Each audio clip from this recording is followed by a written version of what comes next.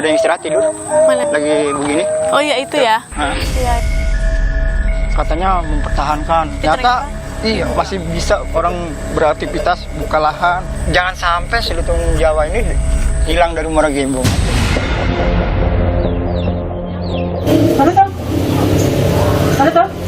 Mereka yang datang jauh dari dari benua Eropa sana datang ke sini peduli gitu. Tahu tentang wajah apa saya yang nyatakan orang sini nggak peduli.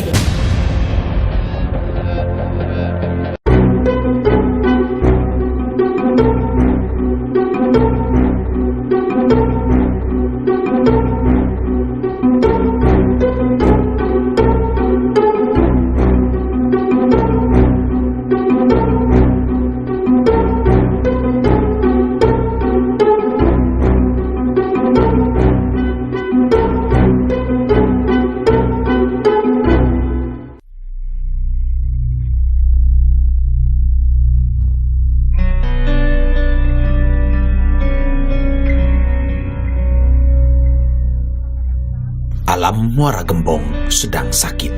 Wilayah di pesisir utara Kabupaten Bekasi, Jawa Barat ini menghadapi kerusakan karena abrasi. Keberadaan hutan mangrove semakin menyusut, tergerus tambak. Tim Berkas Kompas menyusuri kecamatan yang berjarak 50 kilometeran dari pusat Kabupaten Bekasi ini. Sebagian wilayahnya hanya bisa diakses menggunakan perahu motor. Kami mendatangi hutan mangrove Muara Bendera, hutan mangrove yang tersisa di sisi barat laut Muara Gembong. Hutan mangrove ini menjadi rumah bagi sejumlah satwa endemik, terutama lutung Jawa, hewan yang dikategorikan terancam punah oleh Organisasi Konservasi Alam Internasional. Populasi lutung Jawa di Muara Gembong kian terancam. Jumlahnya kini diperkirakan tak sampai 100 ekor.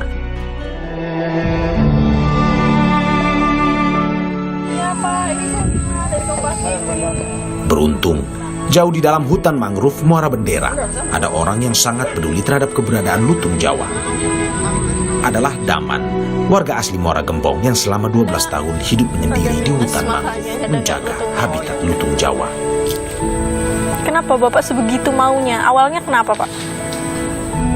Ya kita, ya terutama jangan sampai si lutung Jawa ini hilang dari Muara Gembong aja.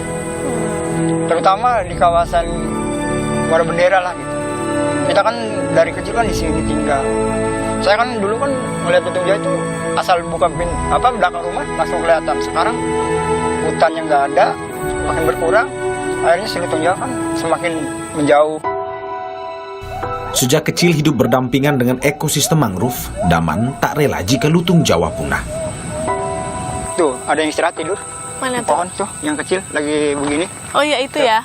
Iya. Itu Bang, ada. Pria yang tak menamatkan sekolah dasar ini tergerak menjaga habitat lutung Jawa yang tersisa.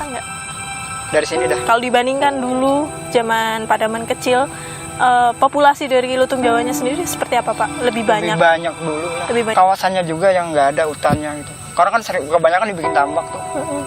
Jadi hutannya semakin menyusut. Akhirnya kan dia tinggal di sini yang masih ada hutannya. Ya ini juga kalau dibuka tambak lagi ya nggak tahu juga lah. Tahun 2010 lalu marak aksi perburuan lutung Jawa. Daman kerap menghadang para pemburu liar.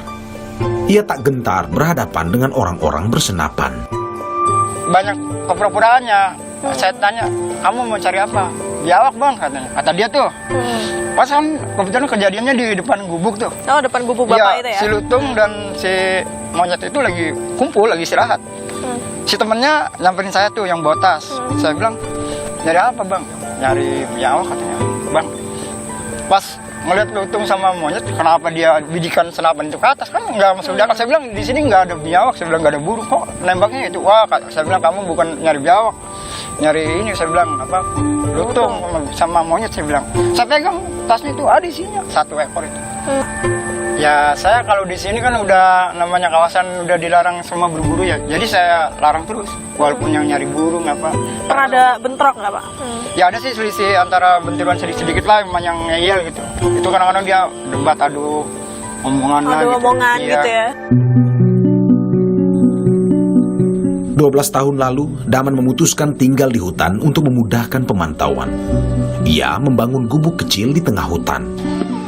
Sejak 5 tahun terakhir, anak dan istri Daman turut serta tinggal di hutan untuk menemani Daman.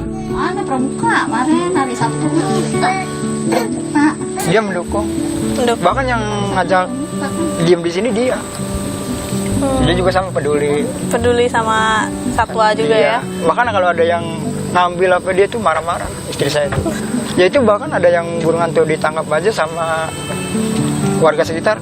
Anak saya bilang, pertama yang lelaki, Pak katanya burung hantu ada yang nangkep Pak di seberang, kawasan seberang tuh namanya Bosru katanya. Terus itu saya bilang apa iya, terus anak saya yang perempuan tuh yang sekolah SD, iya Pak katanya ada. Tapi keterangan Pak Sekdes kemarin katanya itu burung elang laut. Sehari-hari, Daman menghidupi keluarganya dengan menangkap kepiting bakau. Tak sepeser pun uang ia terima dari menjaga habitat satwa. Terus ini penghasilannya per bulan berapa Pak? Per bulan. Saya nggak per bulan, per hari aja gitu. Oh, per hari aja. Ya per harinya kan kita menjual kadang-kadang 50.000, kadang-kadang dapat 100.000. Bahkan tidak dapat, cuma dapat 1 ekor kita kagak jual. Daman tak pernah mendapatkan edukasi soal konservasi satwa. Ia hanya mempelajari perilaku satwa dari pengamatannya. Ia seringkali kesal. Kawasan mangrove yang hanya tersisa sedikit ini masih saja dibabat untuk pembukaan tambak baru. Ia mengeluhkan tak ada sentuhan dari pemerintah setempat untuk pemulihan ekosistem kawasan. Katanya mempertahankan kawasan ini nggak boleh di ini. Tapi Ternyata iya masih bisa orang beraktivitas buka lahan. Bahkan masih banyak kesitunya juga. Masih bisa katanya untuk yang pada memiliki lahan itu untuk dibuka. Dinas Lingkungan Hidup Kabupaten Bekasi mengaku menemui sejumlah kendala dalam menata ekosistem Muara Gembong. Saya kira selain daripada akses ke sana cukup jauh, bahkan di sana juga jalur daripada menuju ke tempat pantai Deping ini pun agak sulit.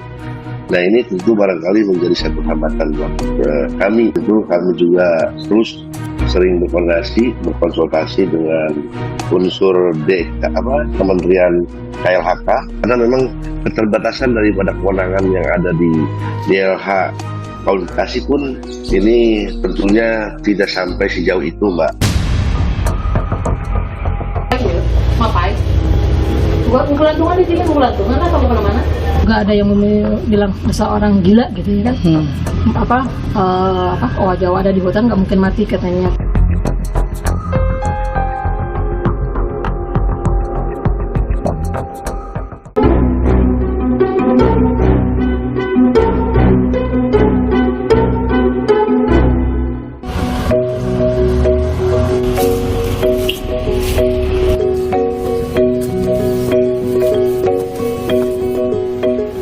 Dini Kasmawati lincah menyusuri jalan setapak hutan Lengkong, Kabupaten Sukabumi, Jawa Barat.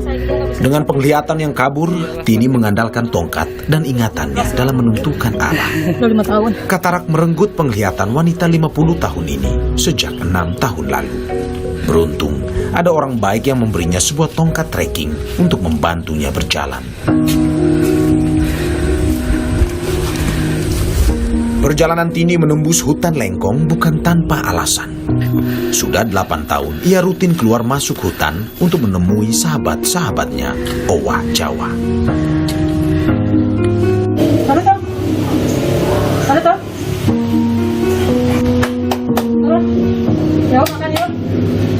Ini adalah salah satu owa Jawa yang jadi sahabat Tini, yang ia namai Naruto. Sehari-hari, Naruto hidup berkelompok dengan keluarga kecilnya. Ada Abah, Emak, Takeshi, dan Arasi.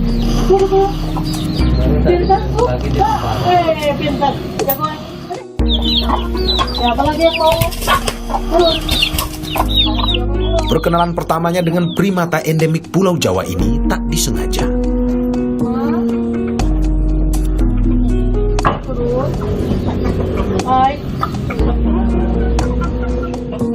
Ya, waktu itu ada mahasiswi dari Maastricht University Netherlands yang datang ke sini untuk dia waktu itu mau bikin skripsi dan tentang owa Jawa.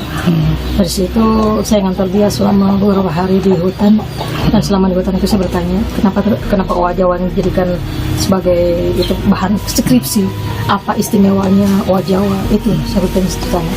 Selama beberapa hari itu saya banyak belajar dan saya banyak berpikir ke mereka yang datang jauh dari dari benua Eropa sana datang ke sini peduli gitu. Tahu tentang owa Jawa, bagaimana owa Jawa dan seperti apa owa Jawa, kenapa saya yang nyipatinya orang sini nggak peduli gitu. Saya sering keluar masuk sendiri ke hutan, dan waktu itu saya masih bisa melihat, jadi saya tahu posisi mereka ada di mana, jumlah mereka ada berapa. Waktu itu saya masih bisa melihat dan banyak mempelajari mereka secara otodidak. Kini, Tini tak bisa lagi melihat dengan jelas. Ia merasakan kehadiran satwa yang dilindungi dan terancam punah ini dari suaranya. Ambil 3. 3, Rob. Yuk. Ambil mana? Ngapain ya? Ngapain? Buat kelantungan di sini, kelantungan atau kemana-mana? Hutan Lengkong yang menjadi habitat owa Jawa terletak di lahan milik Perum Kehutanan Negara atau Perhutani. Menurut pengamatan Tini, ada 40-an ekor owa Jawa yang hidup berkelompok di hutan ini. Karena sumber makanannya di hutan semakin berkurang, mereka seringkali muncul ke permukiman warga. Inilah yang menggerakkan Tini untuk menyediakan buah-buahan bagi mereka di hutan. Tini berharap dengan makanan yang tercukupi, owa Jawa bisa tetap lestari.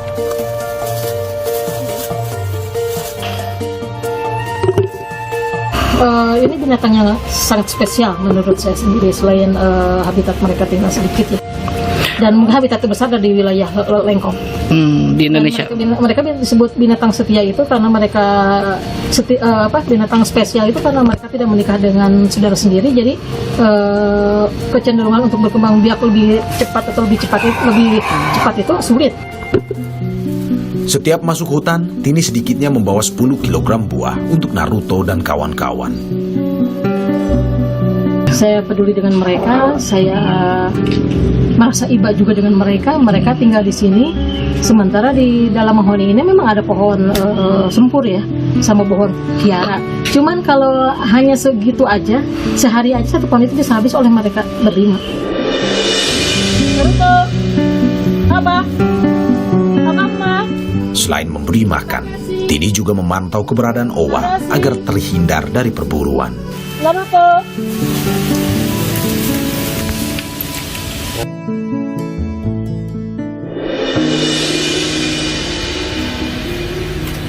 Tini bukanlah orang yang berlebih harta. Kegiatannya menjaga owa Jawa dilakukan secara swadaya. Sehari-hari, ia membuka warung kopi di sebuah bangunan non-permanen yang ia sewa di pinggir hutan. Jaraknya sekitar 2 km dari habitat owa Jawa. Di sini pula ia tinggal seorang diri. Penghasilan Tini berjualan kopi tak tentu setiap hari. Rata-rata Rp30.000, tapi tak jarang pula hanya mengantongi Rp3.000. Meski demikian, Tini selalu menyisihkan penghasilannya untuk membeli buah bagi owa. Jika sedang tak ada uang, Tini bersiasat. Saya jalankan untuk beli makan owa Jawa, untuk makan saya sendiri ya. Sering saya nggak makan. Terus kalau untuk mereka, saya mengunjungi mereka sini, biasanya saya door to door ke rumah tetangga atau rumah teman yang saya tahu di rumahnya ada pohon pepaya. Jadi saya boleh ambil seberapa banyak punya ada, mereka boleh ambil secara gratis. Dan saya bawa sendiri ke sini dengan dipikul. Dukanya juga ada yang bilang dasar orang gila gitu ya kan.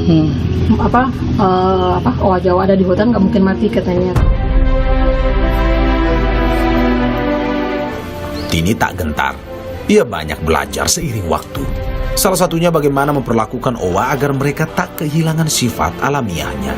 Naruto, Arashi.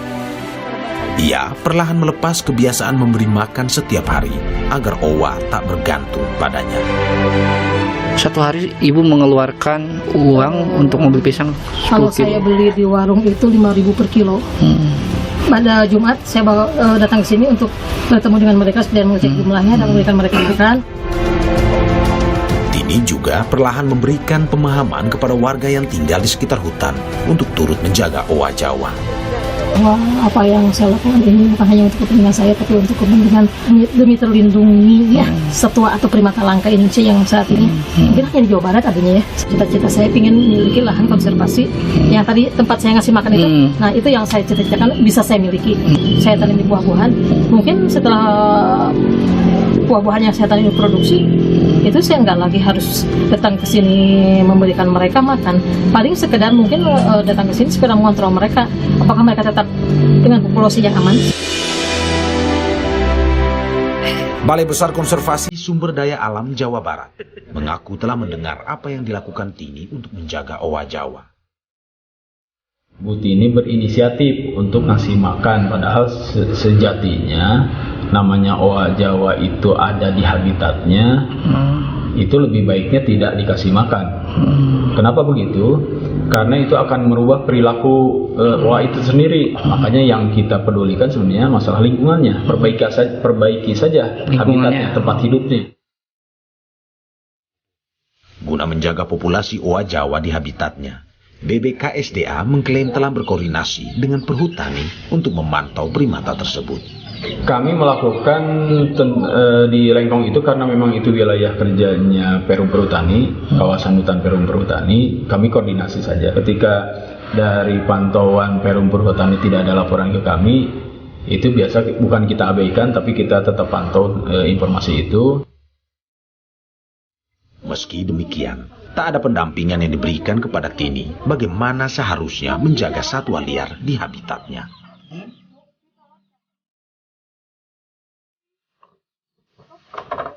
Perjuangan Tini menjaga owa Jawa sudah sepatutnya mendapat perhatian. Hal ini agar apa yang dilakukannya bisa memberikan manfaat yang lebih besar bagi kelestarian alam. Bagaimanapun, hanya segelintir orang yang memiliki kepedulian dan dedikasi terhadap kelestarian satwa liar layaknya Tini. Jadi pemerintah mendukung agar supaya masyarakat atau community itu mempunyai peran strategis di dalam mengkonservasikan alam.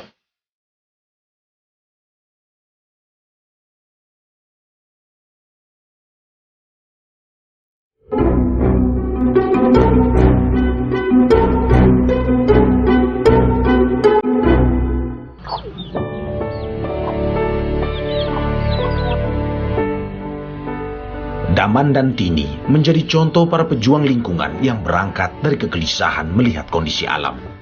Kekosongan peran negara menumbuhkan tekad mereka untuk menjaga alam secara swadaya. Pakar konservasi alam IPB, Profesor Hadi S. Alikodra, mendorong pemerintah dengan kemampuannya mendukung peran strategis masyarakat menjaga kelestarian alam seperti Daman dan Tini, agar semangat mereka terus terpupuk. Jadi pemerintah mendukung agar supaya masyarakat atau community itu mempunyai peran strategis di dalam mengkonservasikan alam. Karena pemerintah kan terbatas ya, masyarakat banyak sekali. Jadi kalau tadi itu adalah kan. Ekosofi adalah konsep konservasi alam yang didorong oleh Alikodra. Ekosofi adalah pengelolaan alam yang mengusung kearifan lokal agar mudah diterapkan. Konsep ini memadukan dimensi intelektual, spiritual, dan emosional. Gerakan konservasi lokal yang dilakukan pejuang lingkungan seperti Daman dan Tini perlu mendapat sambutan agar berkelanjutan dan menuju arah yang benar. Saya belajar alam, ayat-ayat alam nih ya, hukum alam ya. Lalu kemudian tertib banget nih antara spesies, ekosistem, ekologi, sinar matahari serasa luar biasa. Nah, sehingga muncullah buat saya inilah percontohan. Seperti di sini percontohan bagaimana hutan secara total dia mencerap sinar matahari, diproduksi dengan fotosintesis menjadi oksigen buat kita. Bagus kan? Itu kan dalil ya, hukum. Lalu dari situ saya muncul banyak orang yang rusak. Hutan rusak, nebang pohon, berburu satwa liar. Akhirnya ini orang ini jangan-jangan nggak paham. Nggak paham terhadap dua pokok, yaitu yang saya sebut ayat-ayat yang ada di alam. Dan ayat-ayat kalau agama Islam di Al-Quran, kalau kita gabungkan, itulah sifat manusia, itulah ekosofi. Bagaimana kita merombak diri agar supaya menyesuaikan dengan dalil alam. Pemerintah tak punya anggaran khusus untuk merangkul gerakan swadaya seperti yang dilakukan Daman dan Tini. Anugerah Kalpataru sejak tahun 80-an merupakan bentuk penghargaan kepada sosok pejuang lingkungan yang bergerak mandiri. Mungkin Pak Daman dan Bu Tini ini yang belum ada yang mengusulkan, tapi mereka sebenarnya bisa menjadi sosok inspiratif dan juga mungkin kalau dibilang sudah setara ya dengan para pejuang Kalpataru. Namun, Kalpataru ini bukanlah program untuk menjaga keberlangsungan gerakan swadaya masyarakat dalam menjaga lingkungan. Penerima Kalpataru mendapatkan uang sebesar 40 juta rupiah sebagai dana replikasi kegiatan. Kami juga memfasilitasi kemitraan para penerima Kalpataru itu dengan perusahaan-perusahaan yang ramah lingkungan. Sehingga ada beberapa yang mereka mau menanam, nah kita merekomendasikan untuk kontak dengan para pejuang-pejuang lingkungan ini. Jadi memang cuma satu kali sih Mbak, tidak kontinu. Karena ketersediaan Daman dan Tini memang tidak berorientasi pada imbalan. Harapan mereka, peran yang lebih besar seharusnya bisa dilakukan demi kelestarian alam di masa depan. Mungkin kalau misalnya di hutan-hutan lain juga seperti yang saya kata tadi, 1 juta pohon produksi yang akan ditebang suatu saat, kalau itu pohon berjangka, yang sisanya yang kita tanam untuk menyimpan kandungan air dan pohon-pohon tanaman buah yang bisa buahnya dimakan oleh satwa yang ada di hutan bersangkutan, itu kan sangat membantu.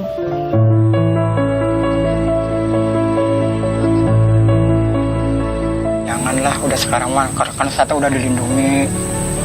Ya jaga populasi mereka lah. Kalau bukan kita siapa lagi yang menjaga populasi mereka? Ya untuk masa depan anak cucu kita lah.